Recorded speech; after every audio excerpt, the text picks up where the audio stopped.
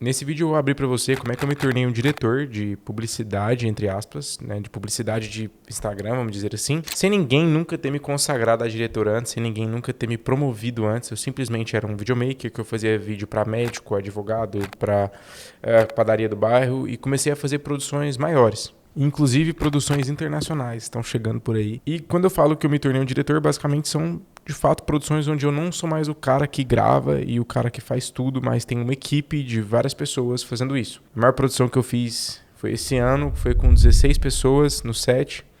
16 pessoas assim, da equipe. E eu vou explicar um pouco disso pra vocês. Na verdade, tem um vídeo aqui no meu canal que eu falei como é que eu faria isso há 2 anos atrás, quase 3 anos atrás. Dei exatamente os passos que eu faria e que eu tô fazendo pra mostrar pra galera que existe uma forma de você fazer isso. Não é fácil, não é rápido. Até que eu tô há 3 anos construindo e eu não cheguei nem na metade de onde eu quero chegar. Mas vamos lá, vou te falar o que eu fiz pra me tornar um diretor. Que na verdade é o mesmo raciocínio do como eu fiz para começar a pegar produções maiores. O primeiro ponto que eu entendi é que eu queria muito isso, mas eu percebi que ninguém ia me dar essa oportunidade.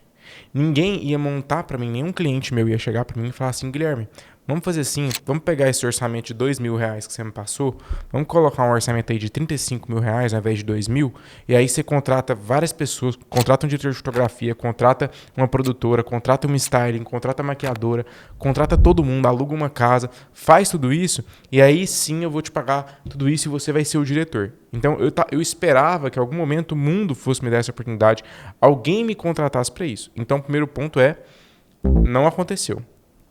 Ninguém me deu essa oportunidade. E eu queria muito isso. E aí, o que é o grande ponto? Eu entendi que, para eu ser um diretor, era só eu falar que eu era um diretor. E eu passar a ser um diretor. E aí, eu comecei a entender qual que é a principal diferença entre ser um diretor e ser um videomaker. E não que ser um videomaker é errado, mas é bem provável que, se as pessoas te verem como diretor, você vai conseguir mais reconhecimento, você vai conseguir cobrar mais caro, tem várias vantagens disso aí tudo. E no meu caso, tem muito a ver com o meu propósito, com o que eu sonho para minha vida.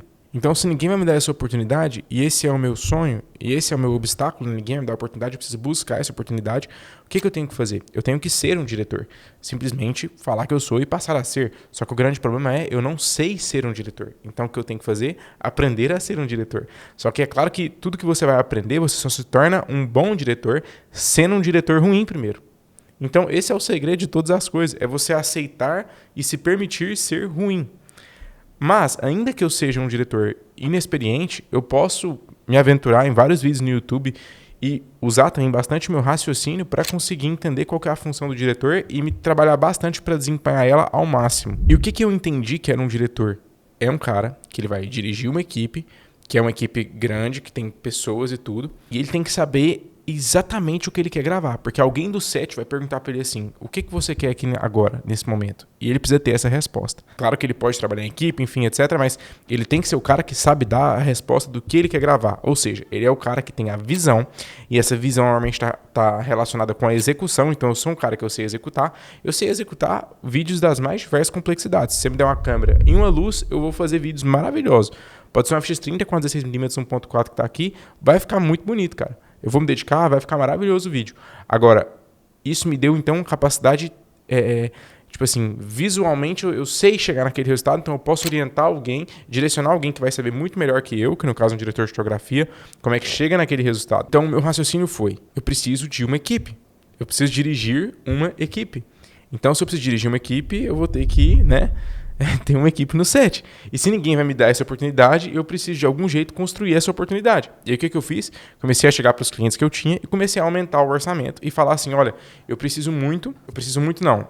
Porque o cliente não vai te dar o que você precisa. Você tem que entender o que o cliente precisa, certo? Isso é muito importante. Então, eu entendi a necessidade do cliente, que era, cara, ele quer parecer uma marca maior. Eu falei: olha, o trabalho que a gente está fazendo é muito lindo, mas eu acho que a sua marca, ela precisa de um novo nível. A sua marca, ela precisa começar a parecer ainda mais potente, mais bonita. E a gente pode fazer um trabalho aqui que vai trazer um posicionamento diferenciado para você. É claro, tem toda a artimanha na hora de você conversar. Eu não fiz o roteiro para esse vídeo, é só eu e a câmera aqui. Então, eu mostrei para o cliente que ele precisava de uma entrega melhor. Mostrei para ele com que ele enxerga valor. Isso é uma conversa que a gente vai ter depois sobre enxergar valor. Mas, em suma, a pergunta é: o que faz o seu cliente ver valor? Entenda. E na 99% das vezes vai ser diferente do que é valor para mim. O que é valor para mim? Ter uma equipe grande no set para eu dirigir. O que é valor para o cliente? Cara, é outra coisa. Então, você tem que procurar o caminho nisso aí. Eu entendi que para o meu cliente, o valor para ele era a marca dele parecer grande. Porque a marca dele é grande, só que não parece grande, parece um e-commerce. Então, eu cheguei para esse cliente e eu vendi essa ideia para ele. Agora eu tenho um orçamento que não é um orçamento de diretores e de publicidades grandes, mas eu tenho um orçamento um pouquinho maior do que eu costumava cobrar ali. E aí eu fui conversar e negociar com todas as pessoas envolvidas. Fui atrás de um diretor de fotografia da minha cidade, perguntei, cara, quanto que custa? Ele falou o valor. Eu falei, mano, é impossível pagar. Impossível. Eu tenho tanto. Você consegue com tanto? E aí eu fiz um trabalho onde eu não ganhei nada. Nada. Eu acho que no final da conta lá sobrou R$100. E tipo assim, se brincar nem sobrou. E aí então nesse momento tinha o diretor de fotografia que quando ele ia gravar as coisas, ele me perguntava, o que você quer gravar? Tipo assim, qual... Tá, beleza, você quer a luz mais clara ou mais escura? Você quer isso aqui com um fundo colorido ou com fundo branco? Foi uma campanha no estúdio que a gente fez. E aí eu passei a ser um diretor. Por quê? Porque eu estava dirigindo. Então ainda que ninguém me colocou nessa posição, eu me coloquei nessa posição e eu passei a ser. Porque se eu faço pão e eu vendo pão, eu sou padeiro, entende? Ainda com padeiro que seja meu primeiro dia de padeiro. É claro que tem 1 milhão de diretores melhores que eu por aí, mas... voltando a essa questão de como que eu posso ser bom sendo iniciante como diretor, é você, de fato, desempenhar essa visão cinematográfica do que você quer, e foi o que o meu diretor de fotografia elogiou lá no começo e falou, Guilherme, é o seu primeiro trabalho, mas você sabia exatamente responder todas as perguntas. Isso por conta de um processo que eu faço de pré-produção, que eu explico para os meus alunos e para os meus mentorados. Inclusive, parêntese aqui, vou abrir a SAP, Sociedade de Artistas Prósperos. É um lugar onde eu vou colocar todos os meus treinamentos lá dentro para você acessar e eu vou postar aulas lá semanais de raciocínios que eu tenho aprendido, coisas que eu tenho visto, coisas que eu fiz para avançar na minha carreira e vou compartilhar isso lá num valor bem simbólico mensal. Meu principal objetivo é que a gente tenha uma comunidade de pessoas que querem prosperar com o audiovisual e elas entenderam que arte e prosperidade andam juntas e você não precisa ganhar pouco só porque você escolheu viver do que você ama. Então, essa é basicamente a lógica. O que eu penso e o que eu acredito e que a Sociedade dos Artistas Prósperos acreditam, a SAP, é que se você for muito artista, você vai prosperar muito. E para você ser diretor, voltando ao nosso assunto, você precisa... O link está na bio, o link está na descrição aqui, beleza? Para você ser diretor, você tem que saber exatamente o que você quer fazer, e é isso.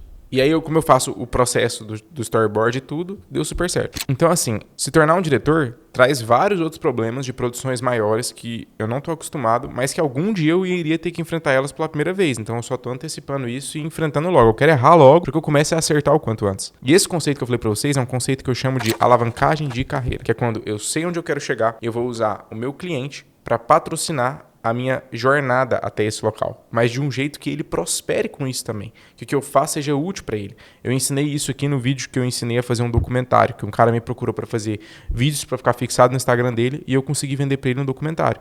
A gente fez um documentário e eu tenho um documentário no meu portfólio, que é assim, um dos melhores trabalhos que eu já fiz, só com FX30, mas que ficou incrível. Então, assim, são muitos conceitos, mas eu acho que o principal disso tudo é você saber exatamente aonde você quer chegar. Porque saiba onde você quer chegar e aí você traça um plano até chegar lá. Dentro das mentorias, das aulas, a gente conversa mais sobre isso. Então, vale a pena você dar uma olhada no link da bio. Se você não me segue ainda aqui no YouTube, é só você se inscrever aqui no meu canal. E se você ficou com alguma dúvida ou algo não ficou esclarecido pra você, deixa aqui embaixo que eu vou responder todos os comentários. Eu mesmo vou responder. Pode mandar textão, que eu vou mandar textão também. E a gente vai se ajudando aí, fechou? Se você tá junto comigo, se você quer ser um artista próspero, digita aí também #SAP aqui embaixo. Te vejo no próximo vídeo.